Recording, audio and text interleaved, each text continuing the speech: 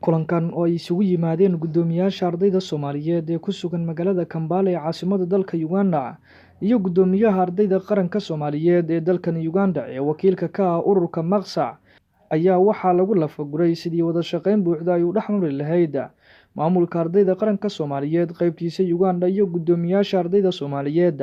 ee jaamacadaha ku yaal dalkan Uganda. waxaana kulankan lagu qabtay hoolka weyn ee dugsiga barashada shidaalka ee Kampala iyadoona gudoomiyaha ardayda qaranka Soomaaliyeed Cabdiqaadir Cumar Cabdulla Fiidka warbixin qusayso horumarada waxbarashada ardayda Soomaaliyeed ka dhageystay gudoomiyaashii ka soo qayb galay shirkan waxaana uu ku booriyay in si wada jir loo xalliyo dhibaatooyinka haysta ardayda Soomaaliyeed ee ku sugan gudaha dalkan Uganda laguna sameeyo tirikoob dhaba. marka hore waxaan rabaa inaan idinka mahadceliyo runtii hawsha wanaagsan ee u haysaan ardayda Soomaaliyeed ee aad runtii gudoomiyaasha ugu tihiin ama aad ku matashaan jaamacadaha runtii aad ka socotaan oo arday badan oo Soomaaliyeed ay wax ka bartaan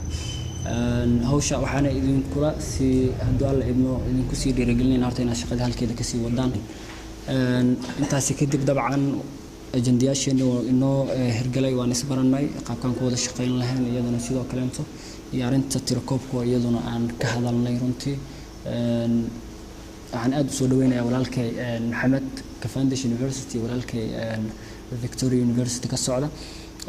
oo runtii almost hadda number fiican wax fiican oo lagu farxaa in la wadaago ah inay la socdaan cadadkii ardayda halka jaamacadda wax ka baranaysa insha Allah waxaan idinka markaa codsanaynaa inaad si dardargelisaan oo gudiyada jaamacadihiina aad arintaas la wadaagtaan oo aad dardargelisaan hawshaas iyada ah in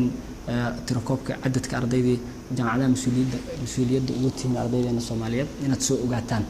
annagana waxaan diyaar idin lanahay inaan mar waliba idin iska warhayno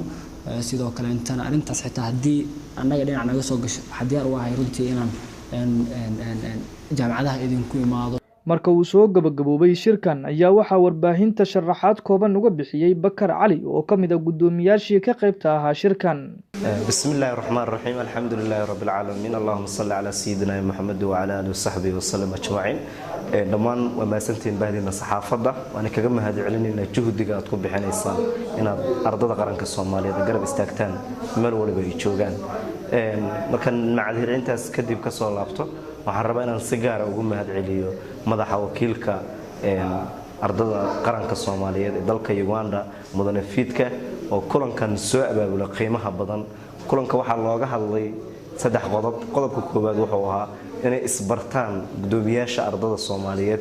iyo dalladda ardayda qaranka Soomaaliyeed sidoo kale inuu noqdo kulan looga hadlayo qodobkiisa labaad ahaa wada shaqaynta sida u yeelan lahayd gudoomiyaasha ardayda Soomaaliyeed ee dalka Uganda iyo dalladda ardayda qaranka Soomaaliyeed.